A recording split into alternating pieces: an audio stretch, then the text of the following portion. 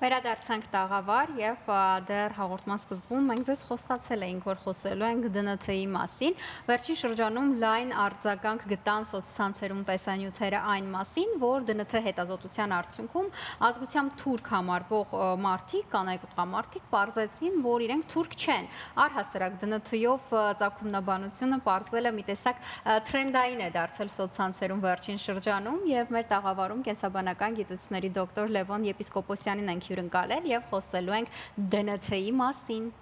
Բարև ձեզ։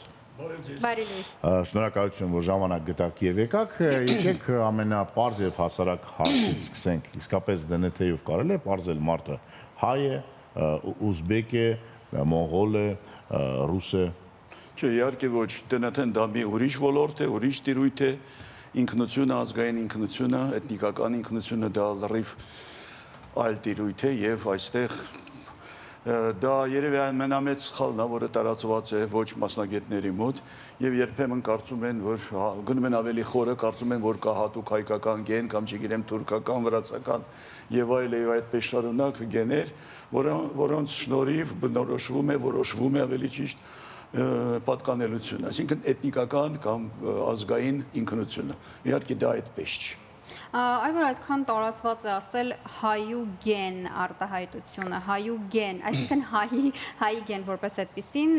չենք կարող առանձնացնել։ Գիտեք, ցավալին այն է, որ արդեն երևի մի 10 տարի, 15 տարի ես խոսում եմ դրա մասին, ճիշտ է, ինձ խոստացել են, որ պետք է գլուխս կտրեն, չգիտեմ, ջարդեն եւ այլ, քանի որ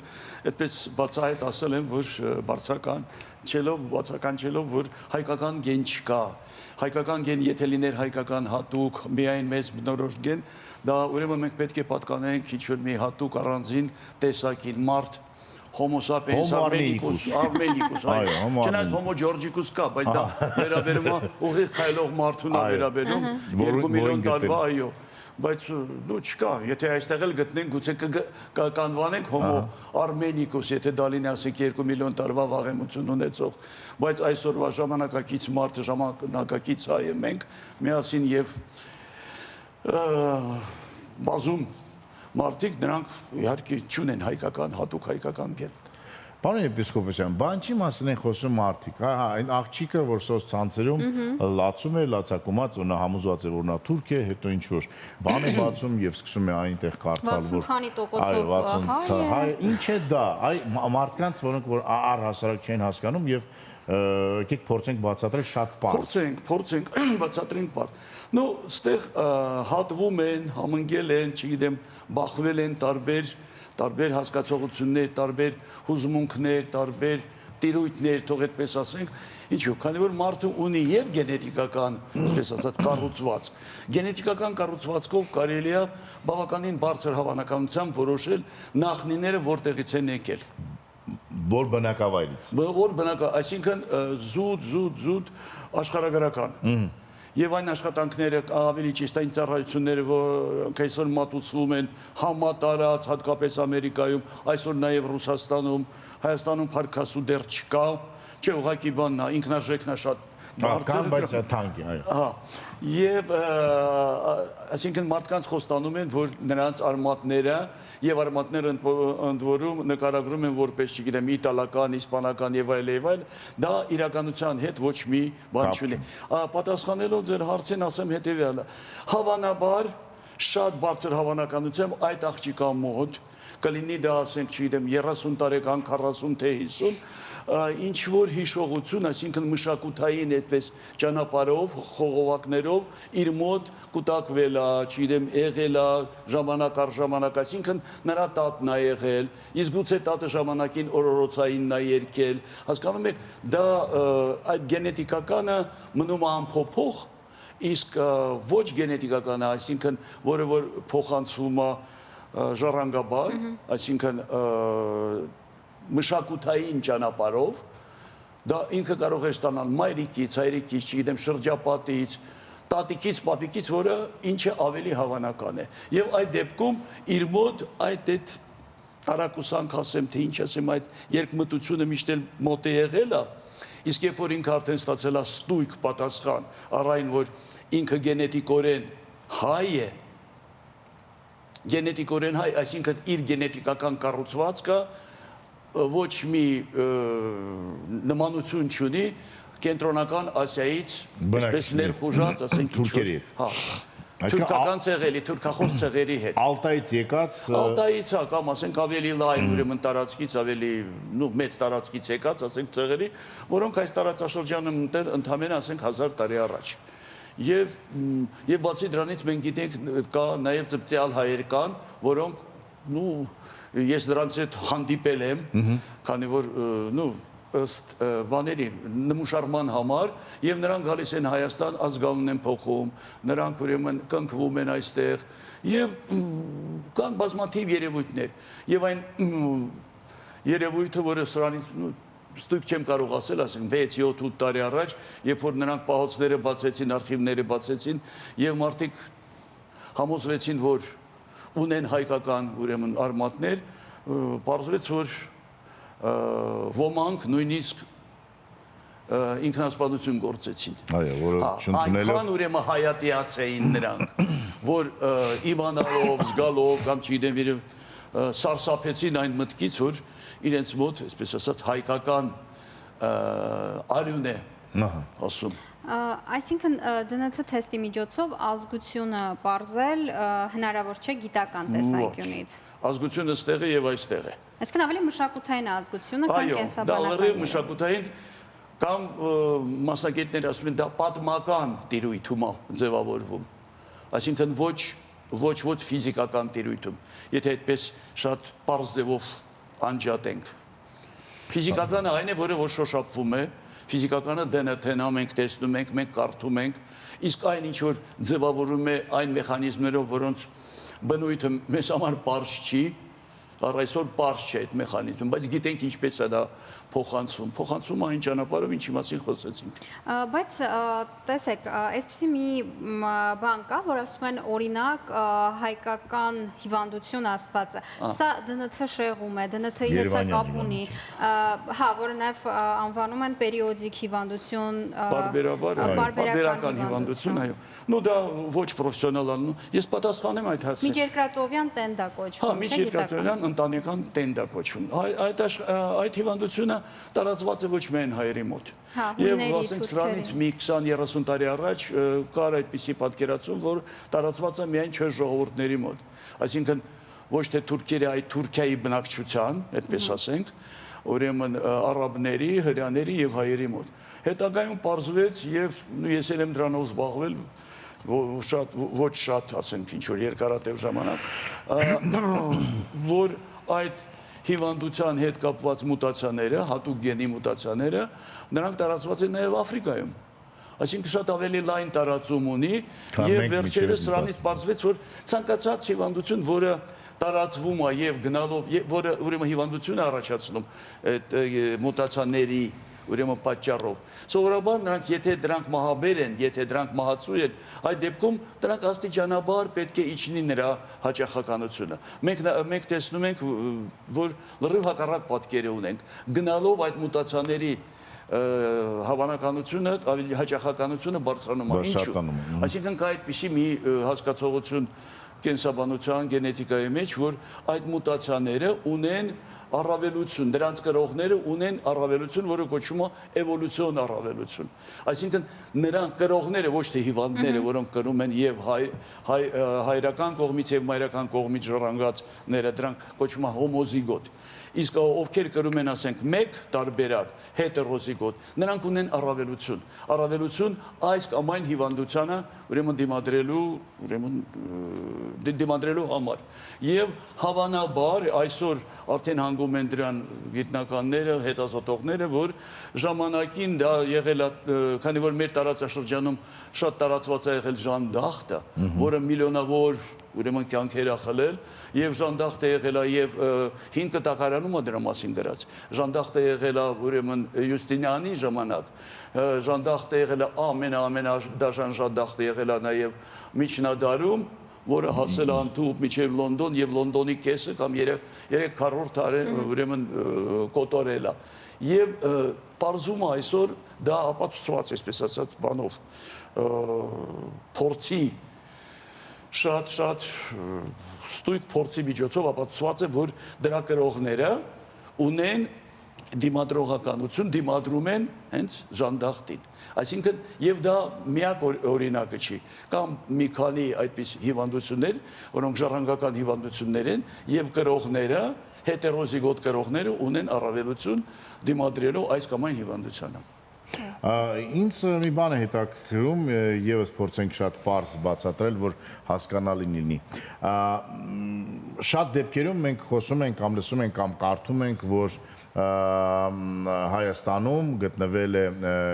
DNT կամ գեն, որը որ 5000-7000 տարի կանայք կրում են իր մեջ։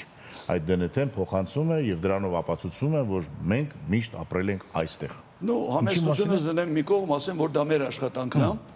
Մեր աշխատանքն է, դա աշխատանքը տպագրվեց, ну, բավականին բարձր տեղ, կամ շատ բարձր տեղ, լավ բարձր չի բավականը, եւ մենք ապացուցեցինք, որ մեր տարածաշրջանում առնվազն 8000 տարի մայրական ճանապարհով մայրագծային գենոֆոնդը մնացել է անփոփոխ։ Դա ինչ է նշանակում։ Դա նշանակում է, որ տղամարդիկ եկել են, գնացել են, հատել են տարբեր ուղղությամբ, բայց կանանց, այսպես ասած, բազմությունը, մայրական գենոֆոնդը, որը ժառանգվում է ուրեմն միտոքոնդրիային DNT-ի միջոցով, կանայք փոխանցում են իրենց երեխաներին, տղամարդիկ ի վիճակի չեն փոխանցել, այնտեղ կա ներփություններ կապված սեռական բջիջների հետ, եւ պարզա որ պետք է ինչ-որ բացատրություն ունենանք։ Միակ բացատրությունը այն է, որ կանայք եղել են, այսպես ասած, կայուն բազմություն եւ շատ քիչ են շարժվել։ Իհարկե կանայք շարժվում են շատ փոքր մասշտաբով, կանայք շարժվում են ամուսնանալով գնում են ամուսնու տուն, բայց դա փոքր մասշտաբում է։ Իսկ եթե մենք վերցնենք ավելի մեծ մասշտաբով, ավելի մեծ տարածքային, ասենք ինչ-որ բանով, շարավիղով, մենք տեսնում ենք, որ կանայք ավելի բան, եւ դա բնորոշ է ոչ միայն հայերին։ Կան ազգեր, որոնք այսօր թուրքախոս են, ասենք քաշկայցիների մոտ թուրքական տարը, էլեմենտը տղամարդկանց մոտ արտահայտված է, կանանց մոտ սպառ բացակայում է։ Այսինքն կանայք չեն շարժվել, մնացել են եւ ամուսնությունները եւ ծննդաբերությունները կատարվել են կայուն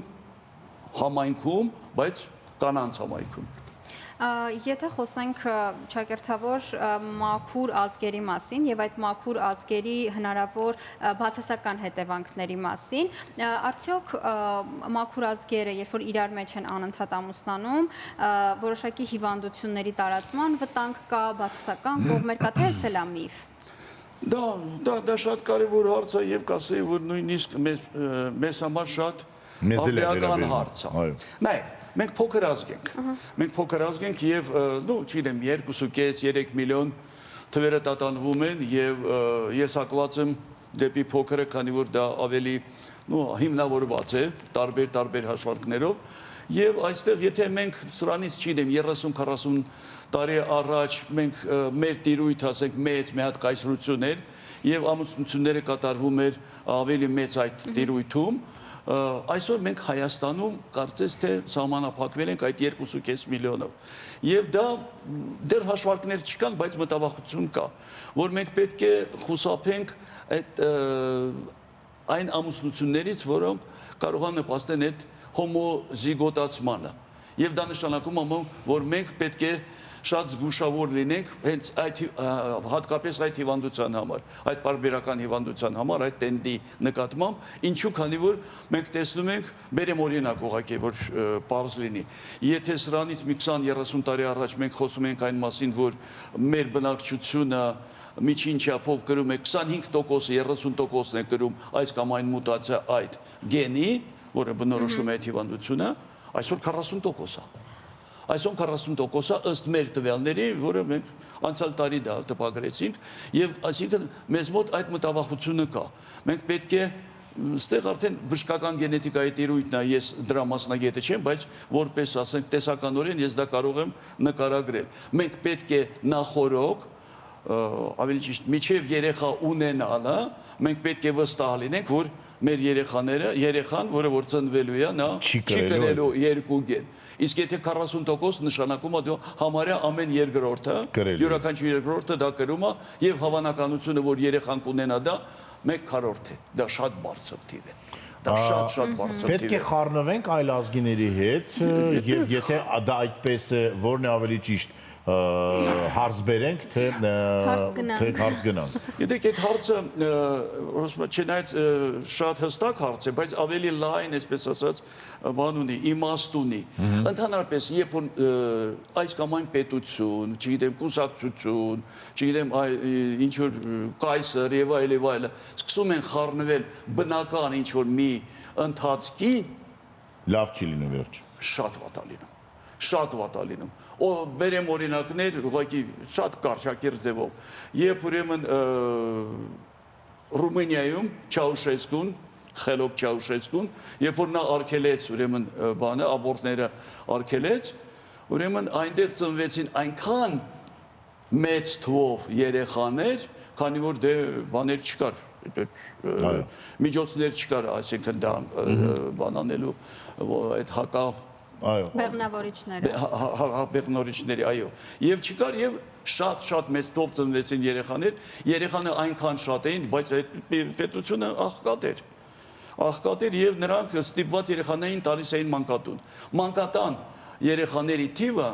նո ասեմ, մի 5-10 անգամ ավելացավ։ Իսկ նրանց սպասարկող անձնակազմը մնացել է նույնը։ Եվ պատկերացրեք, երեխաները մնացել են առանց ուշադրության։ Վերջում պարզվեց, որ երեխաները, որոնք մնացել էին առանց ուշադրության, առանց գրկելու, չգիտեմ, սիրելու, կմճտելու եւ այլ, որը որ դա առանձին արդեն ինչ որ մի զրույց է, որը շատ կարեւոր է երեխայի նորմալ զարգացման համար եւ նրա սեռական նաեւ պահվածքի վարքի համար։ Այդ երեխաները փաստորեն մեծացել են որպես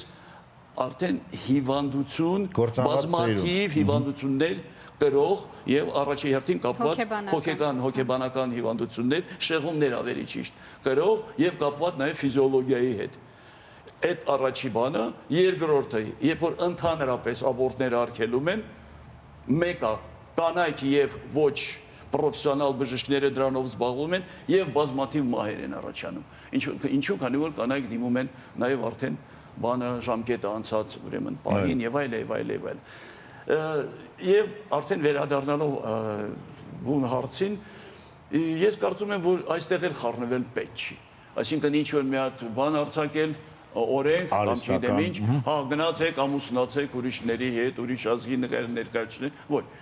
Իմ կարծիքը, շատ ես համոզված եմ, ավելի քան համոզված եմ, որ եւ ընդունում եմ դա իմ միտքը չի, դա որ ամուսնությունները կատարվում են այնտեղ վերևը, երկնային են դրանք եւ այստեղ խառնվել պետք չի, բայց նաեւ պետք չի ինչ որ մտավախություն ունենալ, որ երեխաները չէ, ամուսնանալ ուրիշ ազգի ներկայացուցիչի հետ, ոչ։ Եթե դուք ուզում եք ձեր հայությունը պահպանել, պաշտպանել, շարունակել, ուղղակի ձեր ընտանիքում ձևավորեք հայկական մթնոլորտ։ Ցավով կարող եմ նշել, ես դա միշտ ասում եմ եւ ասելու եմ բազմաթիվ անգամ, որ այն մեծ թվով հայերը, որոնք այսօր գտնվում են որոշ պետություններում առանց անունի, այնտեղ նրանք լինելով հայ եւ մայրը եւ հայրը եւ տատիկները եւ պապիկները, երեխաները կորցնում են լեզուն եւ ոչ միայն լեզուն, մտածելակերպը։ Այստեղ ինչ կապ ունի այստեղ արդեն ամուսնությունը։ Ամուսնությունը կապ չունի, վերաբերմունքն է հայեցի թե ոչ հայեցի։ Դա է, շատ պարզ է։